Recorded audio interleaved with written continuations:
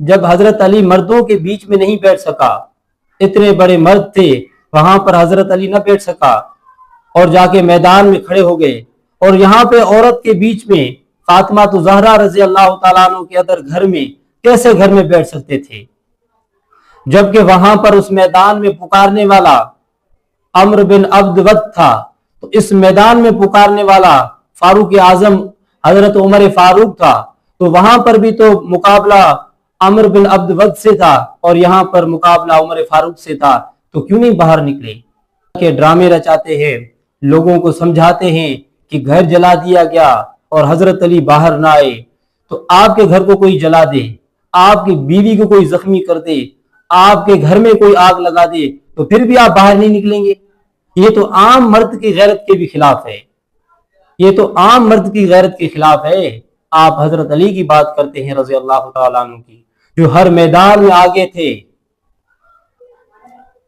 جو ہر میدان میں آگے تھے۔ جب جنگ احد لگی تو اس میں آپ نے سب سے زیادہ پہل کیا لڑائی میں، اور آپ نے وہاں پر ایسے جوہر دکھائے لڑائی کے کہ کافروں کو آپ نے صحیح طرح سے شکست دے دی،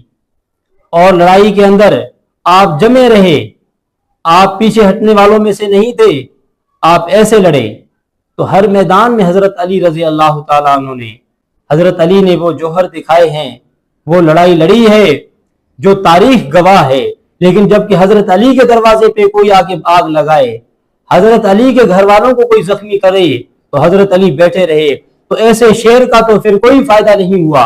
ایسی دلیری کا تو کوئی فائدہ نہیں ہوا کہ میدان میں تو لڑے لیکن گھر میں لڑائی کی جب بات آئے تو وہ بیٹھا رہے۔ جبکہ آپ صلی اللہ علیہ وسلم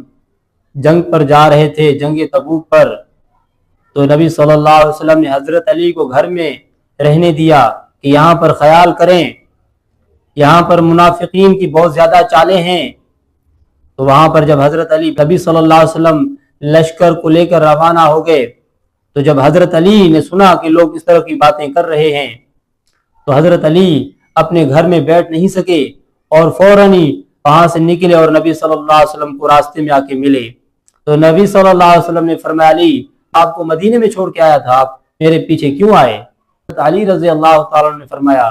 کہ لوگ اس طرح کی بات کر رہے تھے، تبھی میں آپ کے پاس یہاں پر آ گیا ہوں۔ تو نبی صلی اللہ علیہ وسلم نے فرمایا، علی جیسے ہارون کا مقام ہے موسیٰ کے پاس،